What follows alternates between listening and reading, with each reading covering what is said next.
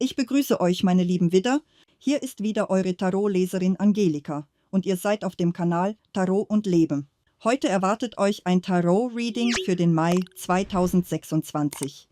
Und vielleicht spürt ihr jetzt schon, dass dieser Monat etwas Entscheidendes in euch berühren wird. Wir beginnen wie immer mit den 3 wichtigsten Ereignissen. Schauen wir gemeinsam, was die Karten euch zeigen wollen. Und danach gehen wir Schritt für Schritt durch die einzelnen Lebensbereiche. Welche 3 wichtigsten Ereignisse erwarten euch, meine lieben Widder, im Mai 2026? Das erste, das zweite und das dritte wichtige Ereignis. Danach schauen wir, was euch im beruflichen Bereich erwartet.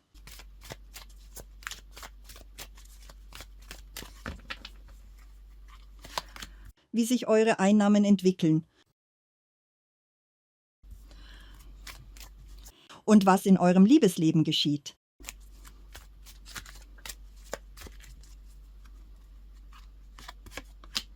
Worauf ihr im Bereich Gesundheit achten solltet und welchen Rat euch die Karten für den Mai 2026 geben.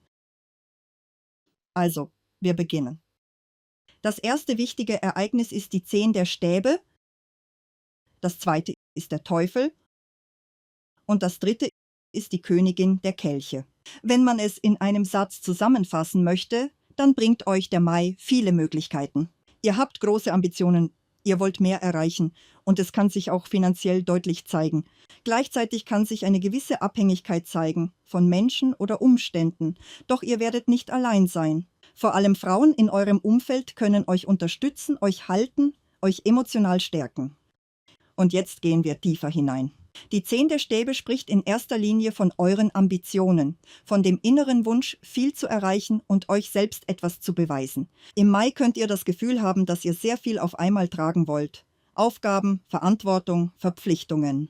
Und wenn ihr innerlich klar bleibt, wenn ihr euch sagt, ich kann das, ich gehe diesen Weg bis zum Ende, dann werdet ihr diese Last tragen können. Es kann Momente geben, in denen Gedanken auftauchen wie: Vielleicht lasse ich alles los. Vielleicht mache ich es mir leichter. Doch genau hier entscheidet sich euer Weg, ob ihr stehen bleibt oder weitergeht. Wenn ihr euch entscheidet, nicht aufzugeben, wenn ihr wirklich durchhaltet, dann wird sich euer Einsatz auszahlen. Diese Karte zeigt oft Arbeit, Einsatz, Disziplin, das Bedürfnis, alles selbst zu machen.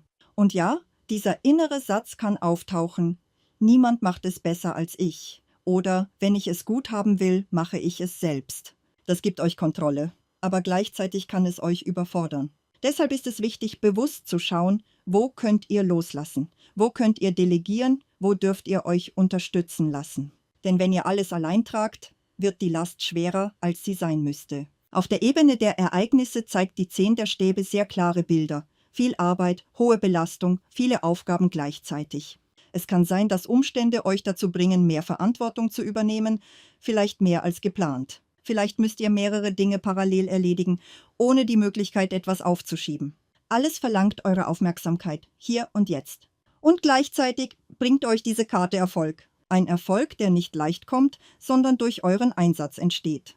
Ihr zahlt dafür mit eurer Zeit, mit eurer Energie, vielleicht auch damit, dass ihr weniger Raum für euch selbst habt. Aber das Ergebnis kann wirklich groß sein. Gehen wir weiter. Der Teufel, eine große Arkana und gleichzeitig eine zentrale Energie dieses Monats. Diese Karte spricht von Versuchungen, von Abhängigkeiten, von Situationen, die euch prüfen. Im Mai könnt ihr immer wieder in Begegnungen kommen mit Menschen oder Umständen, die euch ablenken wollen. Und genau hier entsteht eine innere Spannung zwischen dem, was ihr erreichen wollt, und dem, was euch davon wegzieht. Stellt euch vor, ihr habt klare Ziele. Ihr wollt euch entwickeln, wachsen, euren Weg gehen. Und plötzlich kommen Menschen auf euch zu, laden euch ein, sagen: Komm, lass uns feiern, lass uns alles vergessen. Und genau das ist die Energie des Teufels. Genuss, Verlockung, das Gefühl von jetzt sofort. Ihr könnt euch davon mitreißen lassen und dann verlieren eure Pläne an Kraft. Oder ihr entscheidet euch bewusst, eure Energie zu halten, eure Richtung nicht zu verlieren. Ihr könnt sagen: Ich habe Ziele, ich habe Verantwortung, ich gehe zuerst meinen Weg. Und dann, wenn der richtige Moment kommt, erlaubt ihr euch bewusst die Leichtigkeit. Diese Karte fordert euch nicht auf, alles abzulehnen, sondern euch selbst zu führen.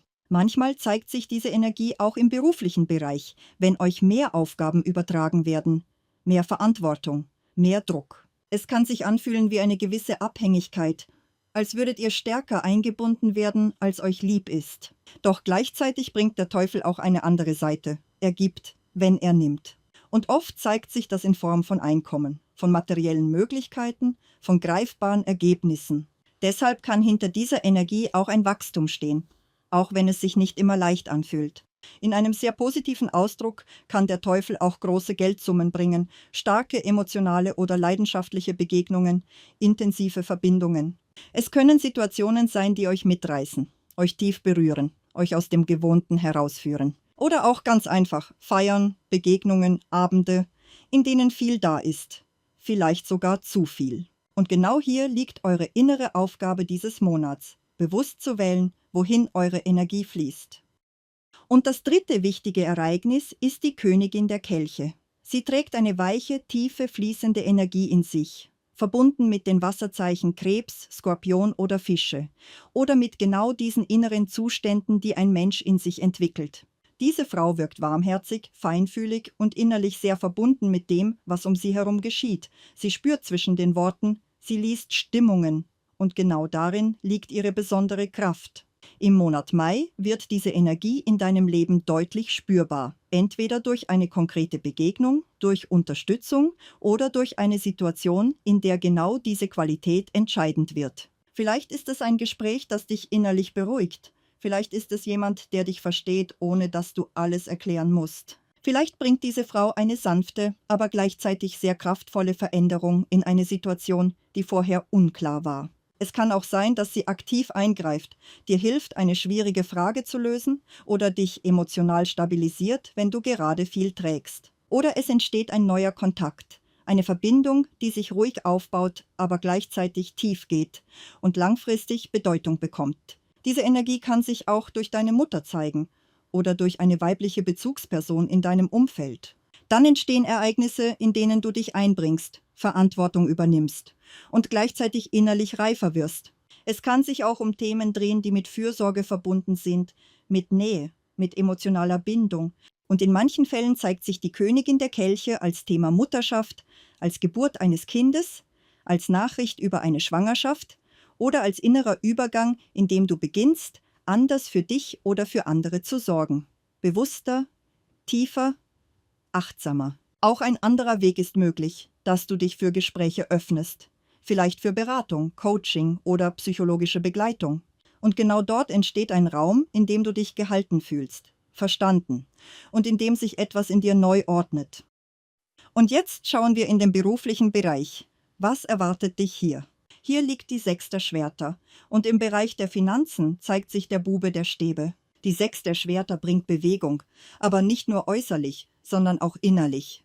Das ist ein Übergang, ein Weg von einem Zustand in einen anderen, oft begleitet von Gedanken, Analysen und bewussten Entscheidungen.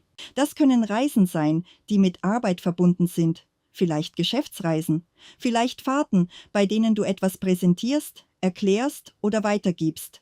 Es kann auch bedeuten, dass du intensiv mit Informationen arbeitest, sie sammelst, sortierst, strukturierst. Vielleicht vermittelst du zwischen Menschen, klärst Situationen, bringst Ordnung in Prozesse. Diese Karte zeigt eine Phase, in der du aktiv bist, in Bewegung und gleichzeitig innerlich dabei bist, etwas hinter dir zu lassen. Es kann sein, dass du beginnst, dich neu zu orientieren, dass du suchst, wo dein Platz ist. Manchmal zeigt die 6 der Schwerter auch einen Wechsel, eine neue Arbeit, ein neues Feld. Etwas, das du bisher noch nicht gemacht hast. Und obwohl dieses Neue vielleicht ungewohnt ist, spürst du gleichzeitig, dass es dich weiterbringt? Dass dort mehr Möglichkeiten liegen, mehr Entwicklung, mehr Raum für dich. Du beginnst zu erkennen, dass vor dir bessere Zeiten liegen, dass sich Perspektiven öffnen. Aber dieser Übergang verlangt Einsatz, Konzentration und die Bereitschaft, Verantwortung zu tragen. Und genau hier verbindet sich diese Energie mit der 10 der Stäbe, weil du viel trägst, aber genau dadurch wächst. Und nun zu den Finanzen. Hier zeigt sich der Bube der Stäbe. Das ist eine sehr lebendige, frische Energie.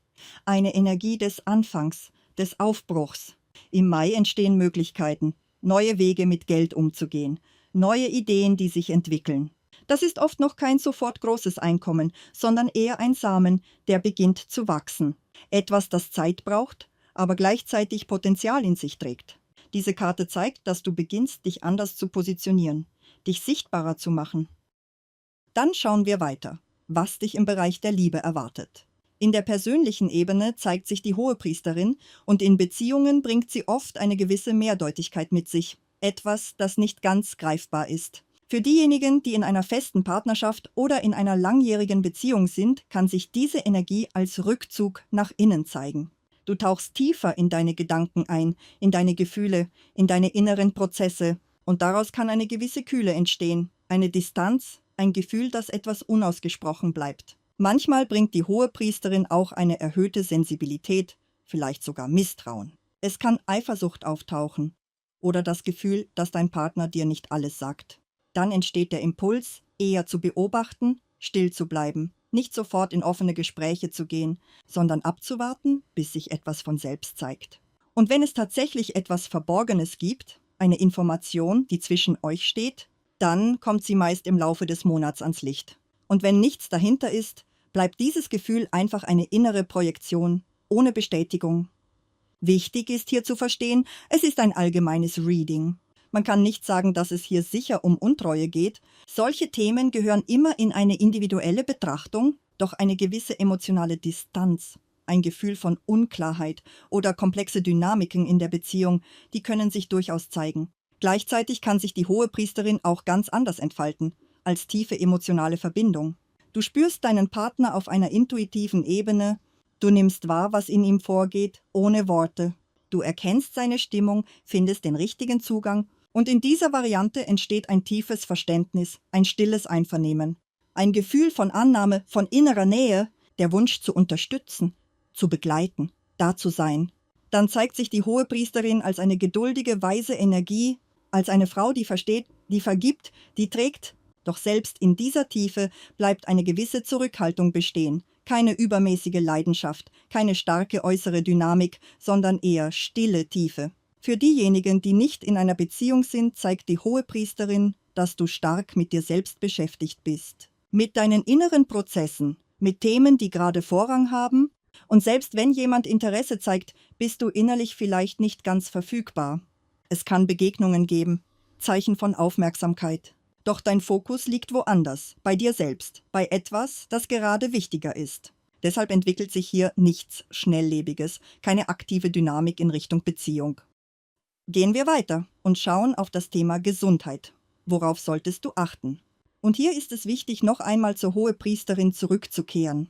Für diejenigen, die in einer Beziehung sind, kann es sein, dass du selbst etwas zurückhältst, ein Geheimnis bewahrst, zum Beispiel im Zusammenhang mit einer möglichen Schwangerschaft. Vielleicht wartest du bewusst, suchst den richtigen Moment. Oder möchtest dein Glück zunächst für dich behalten, um es nicht zu früh nach außen zu tragen.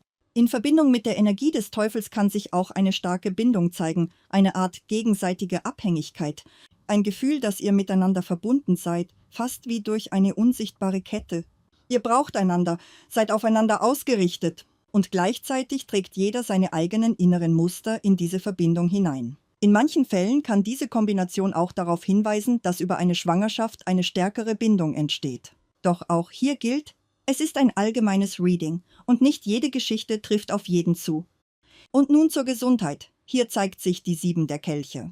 Und genau hier lohnt es sich wirklich achtsam zu sein. Zum einen kann diese Karte auf Themen hinweisen, die mit Intoxikation verbunden sind, Alkohol, Medikamente. Vor allem, wenn du etwas einnimmst, das stark wirkt, kann der Körper sensibel reagieren. Auch Umgebungen können eine Rolle spielen, Räume mit schlechter Luft, Rauch, Dämpfe. All das kann dein Wohlbefinden beeinflussen. Wenn das Thema Schwangerschaft aktuell ist, kann sich diese Karte auch als Übelkeit zeigen, als körperliche Anpassung an einen neuen Zustand. Doch die 7 der Kelche spricht auch von Illusionen, von inneren Bildern. Und manchmal bedeutet das, dass du dir Symptome ausmalst, dich hineinsteigerst, dann wird es selbst für Ärzte schwer, eine klare Ursache zu finden, weil vieles aus innerer Anspannung entsteht. Wenn du merkst, dass du dich hineinziehst in solche Gedanken, löse dich bewusst davon, kehre zurück in deinen Körper, in die Realität. Auch Schlaf kann ein Thema sein, unruhige Nächte, schweres Einschlafen oder das Gefühl, nicht wirklich zu regenerieren. Und jetzt kommen wir zum Rat. Hier liegt eine kraftvolle große Energie, der große Arkana, die Welt. Diese Karte öffnet Räume. Sie sagt dir, dass du im Mai nichts zu fürchten hast. Du darfst dich mutig bewegen. Klar, entschlossen, lebendig. Alles, was du begonnen hast, bring es zu Ende. Alles, was du geplant hast, geh diesen Weg bis zum Ergebnis. Genau damit hat dein Reading begonnen, mit der Kraft der Umsetzung. Erlaube dir, dein Potenzial vollständig zu entfalten, erweitere deinen Horizont, innerlich und äußerlich. Bring Kreativität in alles, was du tust, auch in praktische Dinge. Hab keine Angst, Aufgaben abzugeben oder neue Wege auszuprobieren. Experimentiere, finde deine eigenen Lösungen. So zeigt sich dein Monat, liebe Widder, für den Mai im 2026. Jahr. Ich erinnere dich daran, das war ein allgemeines Reading. Wenn du eine persönliche Beratung mit einer tieferen Analyse deiner Situation möchtest, kannst du mich per E-Mail kontaktieren. Den Link findest du unter diesem Video. Melde dich gern, wenn du das Gefühl hast, dass es dich ruft. Ich begleite dich mit Freude durch deine Fragen. Abonniere den Kanal Tarot und Leben. Ich freue mich sehr, dich hier zu sehen. Deine Unterstützung zeigt mir, dass diese Impulse dich erreichen und dir etwas geben. Nutze auch gern die Möglichkeit der Kanalmitgliedschaft. Ich danke dir von Herzen für deine Zeit, für deine Aufmerksamkeit, für deine Likes und Kommentare und wir sehen uns morgen wieder, hier auf dem Kanal. Mit Liebe, deine Tarotleserin Angelika. Ich umarme dich. Bis ganz bald. Tschüss, tschüss.